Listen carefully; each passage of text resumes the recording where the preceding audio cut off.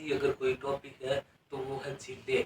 तो राजस्थान की कौन कौन सी झीलें हैं और प्रमुख कौन कौन सी झीलें हैं जो प्रायोगिक परीक्षाओं के लिए इम्पोर्टेंट है, तो उनके बारे में अच्छे से चर्चा करेंगे। तो राजस्थान में झीलों के बारे में बात करें, झील कितने प्रकार की होती है? झील होती है दो प्रकार की, एक होती है एक होगी मीठे पानी की झील और दूसरी होगी खारे पानी की झील। ठीक है, ठीक है। तो राजस्थान में कौन सी झीलें सर्वाधिक पाई जाती है, मीठे पानी की झील या खारे पानी की झील?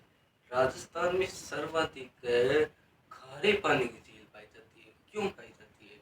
इसलिए पाई जाती है क्योंकि जो राजस्थान है, राजस्थान में लगभग 62% है मरुस्थल फैला हुआ है। ठीक है, और मरुस्थल 33 सागर का अवशेष है और 33 सागर के अवशेष होने के कारण है यहाँ पर खारे पानी की झीलों की संख्या आपको अधिक मिलेगी। ठीक है, और सबसे अधिक अगर आपको खारे पानी की झीलें कहीं पर मिलेगी, पहले तो नागौर मिलती थी, लेकिन अब 41 नई झीलें बनने के बाद है डीडवाना कोचम में। ठीक है, तो बात करते हैं प्रारंभिक बातों के बाद बात करें तो सबसे ज़्यादा झीलें कहाँ मिलेगी? डीडवाना कोचम में। ठीक है, तो पहले बात करेंगे आज सांबर झील के बारे में। इसके बारे में सांबर झील,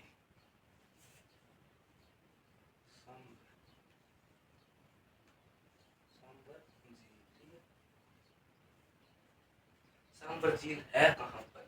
फुलेरा, फुलेरा जयपुर।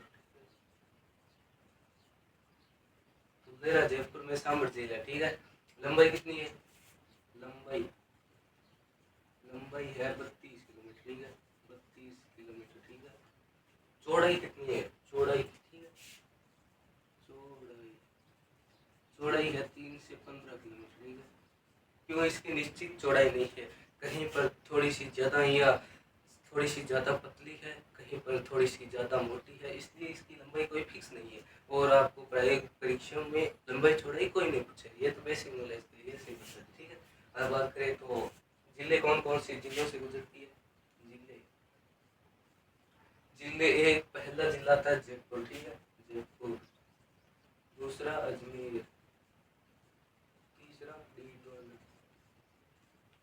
कोचम। ठीक है, डीडवाना कोचम। ठीक है, और भारत की दूसरी सबसे बड़ी खारे पानी की झील है और राजस्थान की पहली सबसे बड़ी खारे पानी झील है।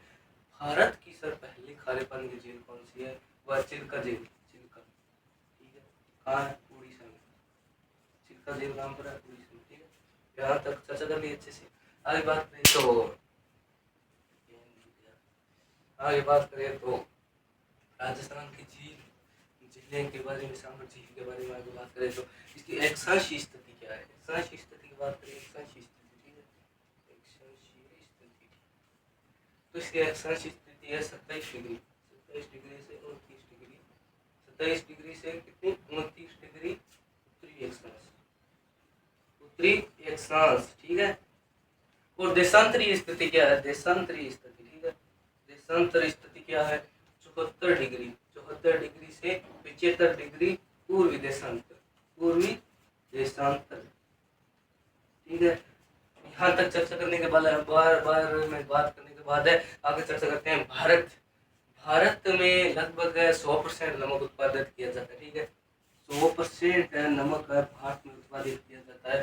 तो उनमें से 8.7% है सांबर झील है नमक उत्पादित करता है, यानी कि भारत के कुल नमक उत्पादन में सांबर झील का कितना प्रतिशत है? तो 8.7%। ठीक है, अगर बात करें तो सांबर झील है खारे पानी की झील है नमक उत्पादन के लिए काम आती है, और जो मीठे पानी की झीलें हैं उनसे कृषि कार्य किया जाता है और पशुपालन भी कर सकते हैं। ठीक है, आगे बात करें पीने योग्य भी काम आता है मीठा पानी तो। ठीक है, और खारे पानी से नमक उत्पादन किया जाता है। ठीक है, आगे बात करें तो 100% 8.7। ठीक है, यहाँ तक बात करने के बाद आगे चर्चा करते हैं तो यहाँ पर दो पक्षी रहते हैं। ठीक है, पक्षी क्या नाम है? पहला पक्षी है गुजरात का राज्य पक्षी। ठीक है, गुजरात का राज्य पक्षी, गुजरात का राज्य पक्षी क्या है?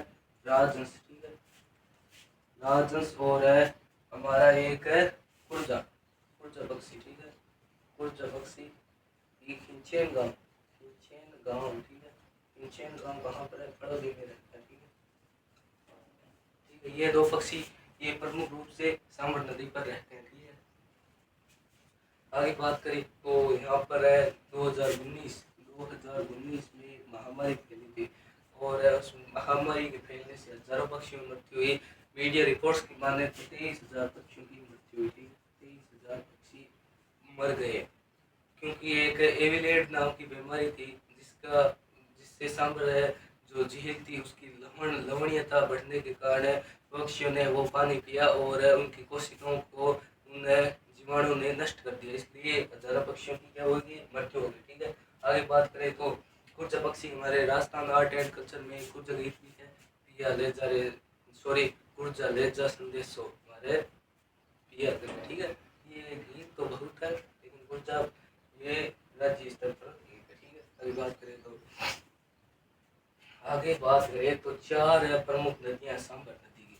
सांबर जो झील है उसमें चार नदियां आकर मिलती है, कौन कौन सी? ये हमारी सांबर झील, कौन सी? सांबर, ठीक है, सांबर झील, सांबर झील, ठीक है। झील किसे कहते हैं? झील कहते हैं रिवर को, और सॉरी झील कैसे कहते हैं? झील कहते हैं लेक को। और राजस्थान में सबसे अधिक झीलें कहाँ पर है? उदयपुर में। भारत में सबसे अधिक झीलें कहाँ पर है? श्रीनगर में। और जो विश्व में सर्वाधिक झीलें कहाँ पर है? फिनलैंड में। ठीक है, यहाँ पर है सांबर झील। ठीक है, यहाँ से एक नदी आती है, यहाँ से एक नदी आती है, यहाँ से एक नदी आती है, यहाँ से एक नदी आती है। ठीक है, यहाँ से नदी आती है खारी नदी, खारी नदी। ठीक है, यहाँ से नदी आती है मेंढा, और यहाँ से नदी आती है खंडेला, और यहाँ से नदी आती है रूपनगर।